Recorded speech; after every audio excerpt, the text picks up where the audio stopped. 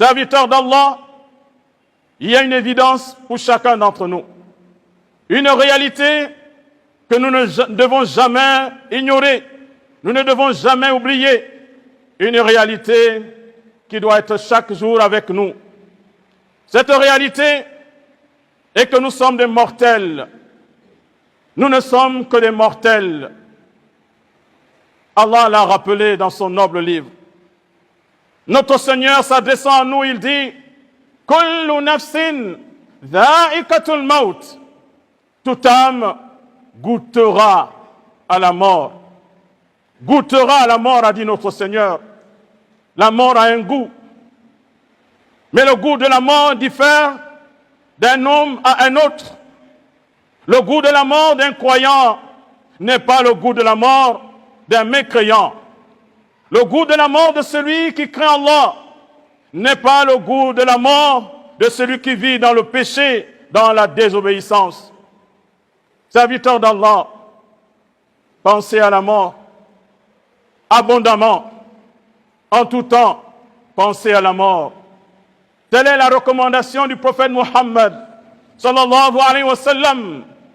Dans le hadith authentique, il dit « Akthiru dhikra hadimi ladhat, ya'ni al-maut » Multipliez le rappel de celui qui vient détruire les plaisirs, du destructeur des plaisirs, c'est-à-dire la mort. Rappelez-vous abondamment de la mort, a conseillé le prophète sallallahu alayhi wa sallam dans le hadith rapporté par l'imam at-Tirmidhi. La mort viendra, elle arrive. Pour chacun d'entre nous, la mort est en train d'arriver. Est-ce que tu prépares ta mort? Serviteur d'Allah, est-ce que tu prépares ta mort? Est-ce que chaque jour qui passe, tu te prépares à quitter ce bas monde?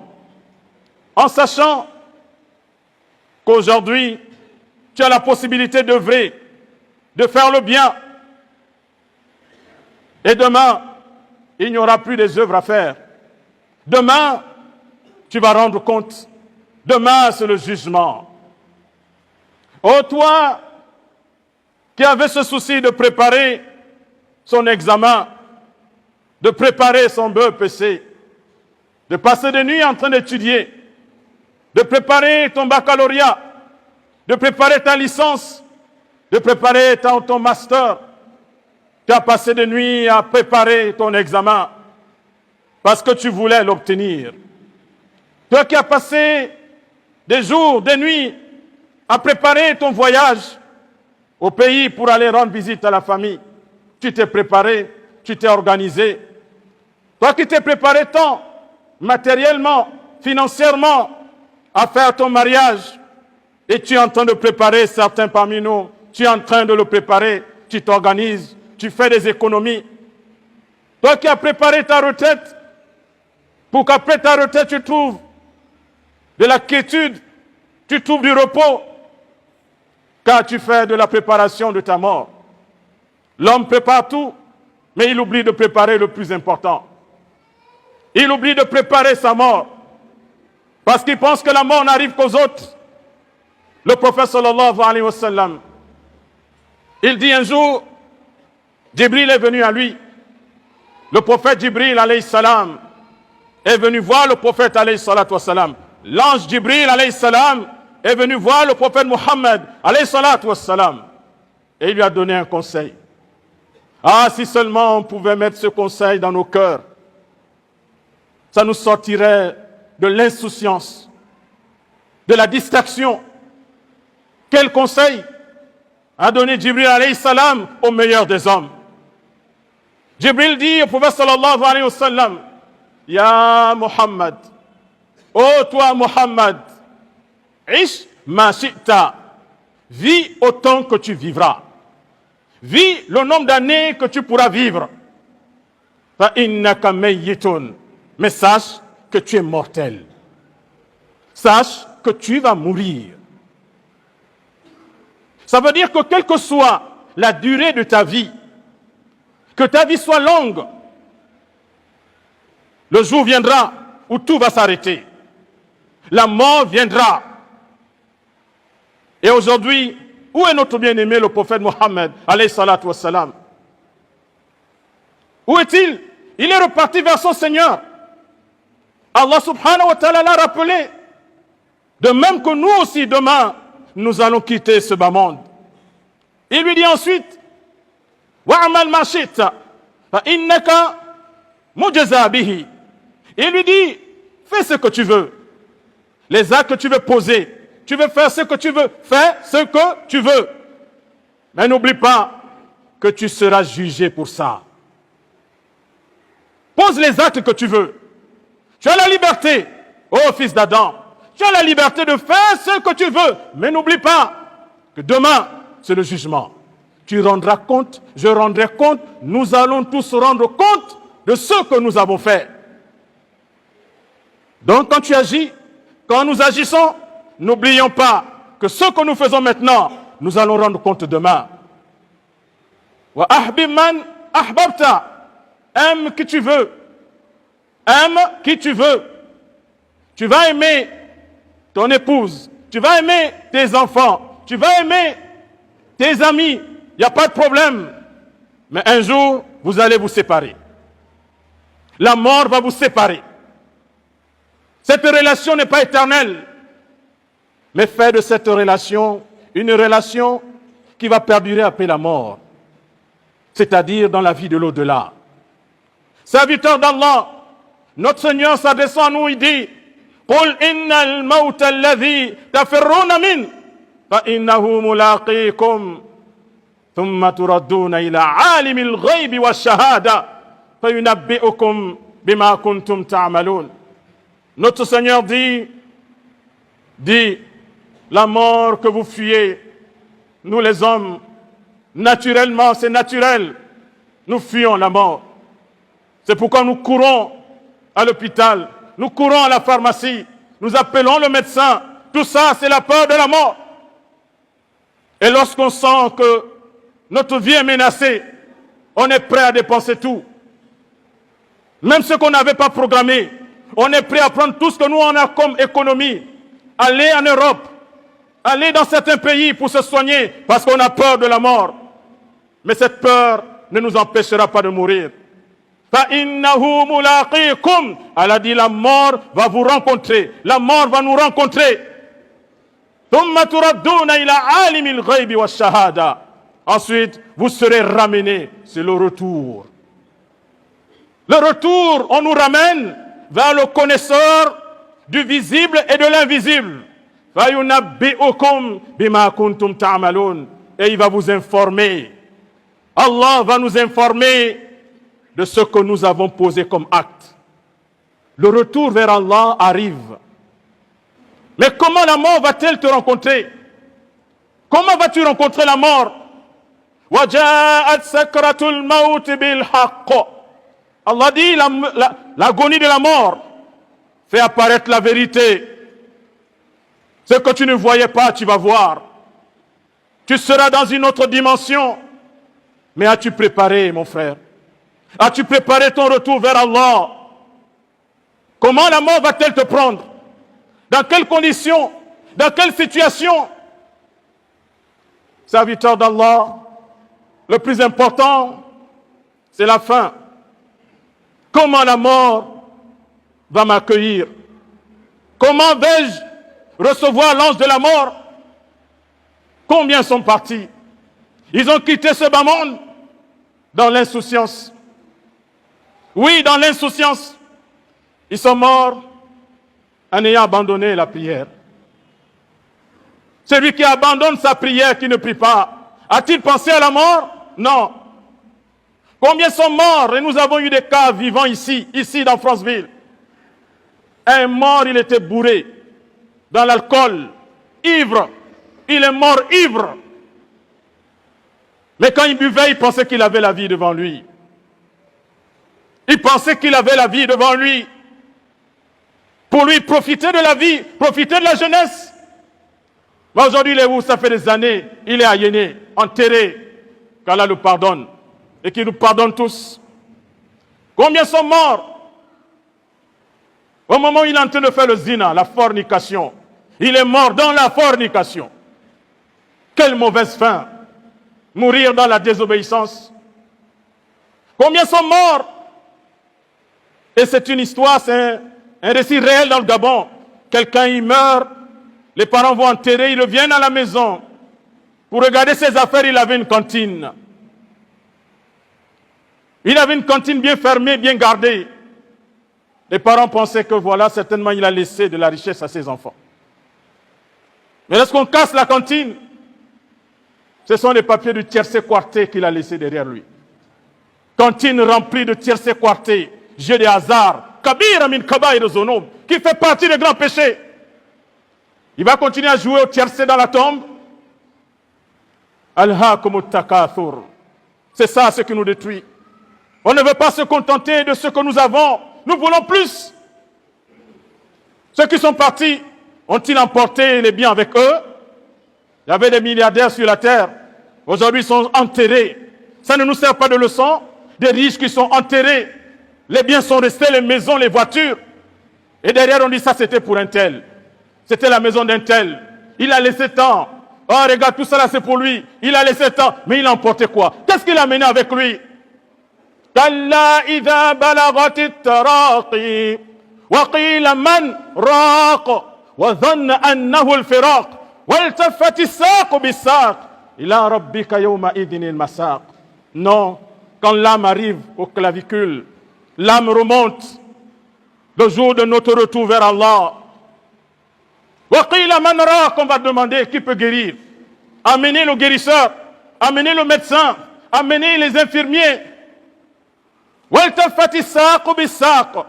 Que la douleur, la souffrance s'ajoute à la souffrance. Vers ton Seigneur est le retour. Avant qu'il ne soit trop tard, pour moi, pour toi, pour chacun d'entre nous, ressaisissons-nous. Changeons. Revenons vers Allah. Parce qu'à un moment donné, il est trop tard. Lorsque l'âme remonte maintenant, à ce moment-là, c'est fini. Il n'y a plus rien à faire. Allah nous rappelle, Allah nous connaît mieux que quiconque. Nous sommes ses créatures. Dans notre insouciance, on va te dire demain, oui, je vais changer. Oui, plus tard. Le shaitan aussi nous encourage. On ne fait que remettre à plus tard. Le repentir, l'abandon de ce qui est mauvais. Non, demain, après-demain. Jusqu'à ce que la mort arrive à l'un d'entre eux. Nous les êtres humains. À ce moment, il dit, Seigneur, fais-moi revenir. Il veut revenir dans Dunya, il veut revenir sur la terre, il veut changer, il veut s'améliorer, il veut abandonner. Il ne veut plus boire le vin, il ne veut plus voler, il ne veut plus tricher, il ne veut plus jouer au tiercé quarté. Il veut laisser l'homosexualité. Là, il veut changer. Je vais faire le bien. Mais là, Allah dit, ce n'est qu'une parole. Tu prononces ça, ça n'aura aucun effet. Alors, avant que ce moment n'arrive, mes frères et sœurs dans la foi, ressaisissons-nous et revenons vers Allah avec un repentir sincère.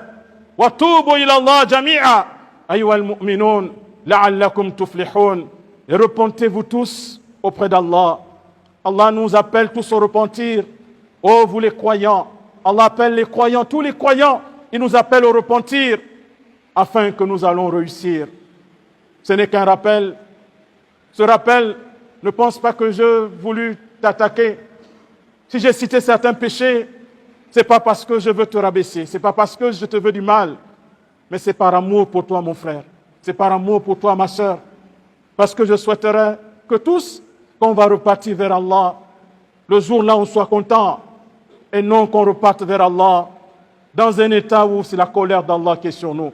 وقال رسول الله صلى الله عليه وسلم اغتنم خمسا قبل خمس حياتك قبل موتك صحتك قبل مرضك غناءك قبل فقرك فراغك قبل شغلك شبابك قبل هرمك أخرجه الترمذي. Le prophète sallallahu alayhi wa sallam, dans une de ses paroles dans laquelle il y a un grand conseil pour tout musulman. Ce conseil, retenons-le et appliquons-le dans notre vie. Celui qui a appliqué ce conseil ne regrettera jamais. Celui qui va mettre ce conseil en application ne sera jamais dans le regret. Notre prophète alayhi salatu wassalam nous dit, profite de 5 choses avant 5 choses. Profite.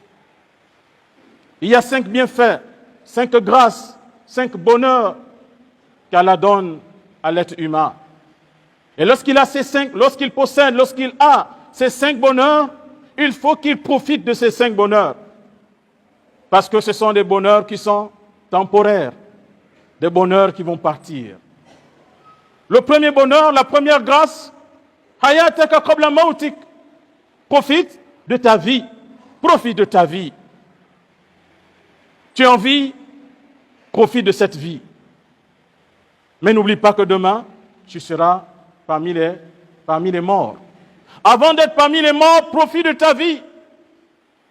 En adorant Allah subhanahu wa ta'ala, en faisant du bien autour de toi, en œuvrant pour toi-même, pour ta véritable vie, pour ta vie après la mort.